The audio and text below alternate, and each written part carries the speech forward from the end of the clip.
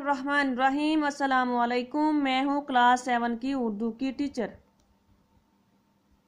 तो बच्चों, आज हम जो सबक पढ़ेंगे उसका नाम है देहाती और शहरी ज़िंदगी का फ़र्क। सबसे पहले इस सबक के हवाले से मैं आपको बताती हूँ कि देहाती और शहरी ज़िंदगी में पहले क्या फ़र्क होता था। शहरों में रहने वाले लोगों के घर पक्के होते थे, जबकि गाँव में रहने वाले लोगों के घर कच्चे होते थे, जो कि गारे और मिट्टी से बने होते थे। उस वक्त तो फ़र्क होता था, लेकिन अब हमें ऐसा फ़र्क देखने में नहीं आता, क्योंकि अब गाँव भी काफ़ी तरक्की कर चुके हैं। बस फ़र्क यही है कि शहरों में सहूलियत ज़्यादा होती हैं और गाँव में कम होती हैं। मज़ीद हम इस सबक में पढ़ेंगे।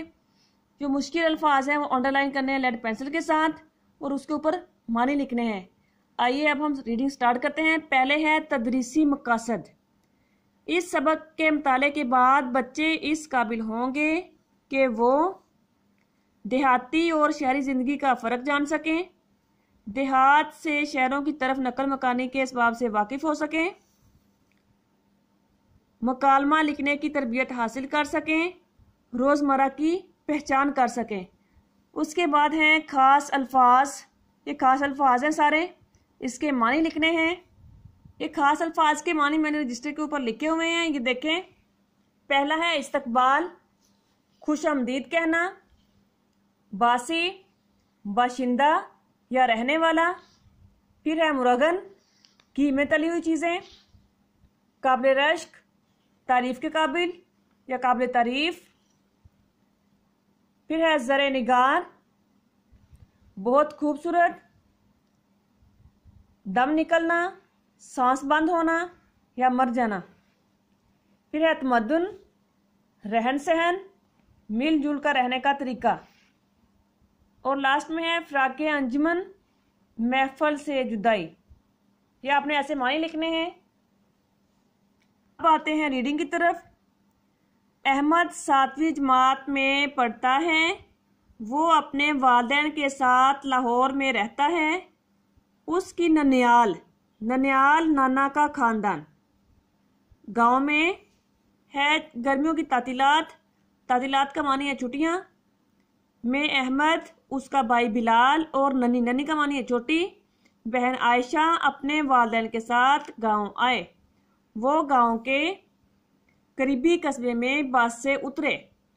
अहमद के मामू जान ने उनका इस्तकबाल किया, उनका खैर मकदम किया। किसने? अहमद के मामू जान ने। वो उन्हें तांगे पर बिठाकर गांव ले आए। सड़क के दोनों जानिब धान, धान यानी चावल की फसल के हरे भरे खेत थे। वो गांव की हरी भरी फिजा देखकर बहुत खुश हुए। कुछ देर बाद तांगा गांव की हदूद, हदूद हद की जमा यानी गांव के जहाँ से गांव शुरू होता है कि हदूद में शामिल दाखिल हुआ। वो तांगे से उतरे तो पूरा मोहल्ला उनको गांव में इस्तकबाल के लिए मौजूद था। अहमद और बिलाल अपने मामूजाद भाई, मामूजाद कहते हैं मामू के बेटे को, मामूजाद भाई हसन के साथ खेतों की तरफ चले गए। धान की फसल को पानी देने के लिए ट्यूबवेल, ट्यूबवेल कहते हैं जिससे फसलों को पानी दिया जाता है। ये सामने तस्वीर नज़र आ रही है आपको, ये देखें। इससे फसलों को पानी दिया जाता है और जिससे फसलें पककर तैयार होती हैं। चल रहा था। वो ट्यूबवेल से निकलने वाले पानी में नहाए। अब वो ताज़ादम हो चुके थे। इतने में मगरिब का वक्त हो गया। अजान की आवाज़ सुनकर उन्होंने मस्जिद का रुख किया, यानी मस्जिद की तरफ चल पड़े।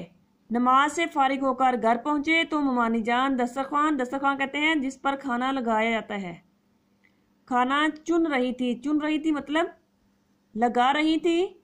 थोड़ी देर बाद सब दस्तरखान पर बैठ गए। तो आज की हमारी रीडिंग इतनी है।